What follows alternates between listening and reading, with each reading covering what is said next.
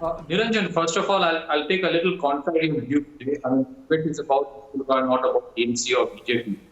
Let me make it clear. In 2017 November, when Mukul Roy was inducted, he was never inducted as a mass leader. He was inducted as an organizational man, and irrespective of political allegiance, everybody would accept that this man's organizational acumen is phenomenal. And I have been a witness to that. I've spoken to him a couple of times. I was amazed by that.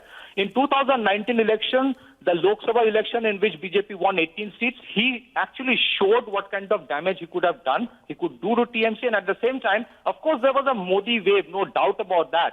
But at the same time, to convert that, wave into votes in a state where BJP did not have that kind of organizational, structure at that time, at least Mukul Roy played the role of a catalyst. No one can deny that. So, I mean, I'm not saying that because Mukul Roy left, so everything will go, completely haywire. It is not like that. But let us accept Mukul Roy is not just any other political person. He is a person who has tremendous grasp on grassroots, politics of Bengal. And Bengal politics is not like any other state politics. So let's understand, Mukul Roy is like a Pied Piper. When he comes with a flock. When he goes, he can go with the flock. So the challenge for BJP is definitely to make sure that the retention happens. Say today he has no role. I think the political parties have their own compulsions to appreciate or criticize as per convenience, and they have to do that. But so far as modern day politics of Bengal is concerned, Mukul Roy is somebody who understands that politics. And whichever political party he goes to, it does definitely benefit. There is no denial. In 2019 election, I mean, people know, those who have been following it very intently, they know how actually Mukul Roy maneuvered in certain places to make sure that 18 seats were won. It could have been 22. It was marginally that it came down to 18. But to say, that's what I'm saying, that Mukul Roy's exit may not create complete haywire in BJP, but it is definitely a loss which could have been avoided. Yeah. Congress, so Rohan, where does that leave the Congress party? Can I come back in?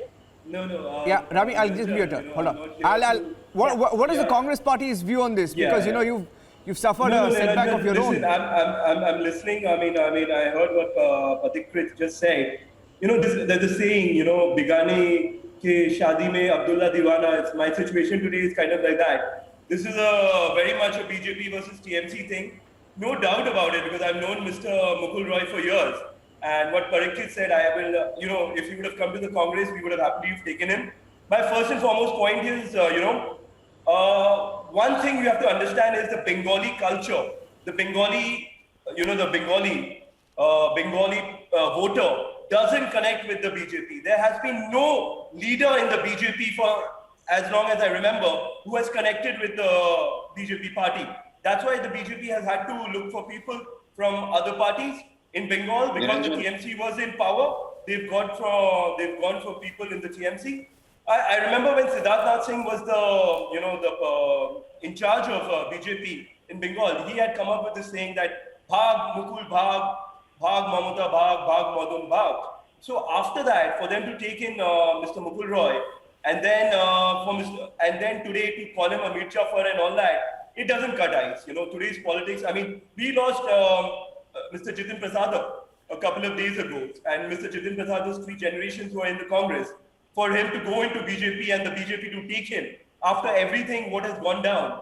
So there is no, let's not say that, whatever suits whichever party, they're going to do it. As a congressman, what I can say today is like our foremost fight is against the BJP, and we have been fighting the BJP, and I think some of our leaders got it wrong. I mean, Jitin Prasad definitely got it wrong. That's why I guess he was hand in glove with the BJP. I can say that today. Because why would a person be taken into the BJP when he's just delivered a 0? He just delivered a 0 in Bengal. He's lost 3 elections in the UP, and today they have taken him in UP.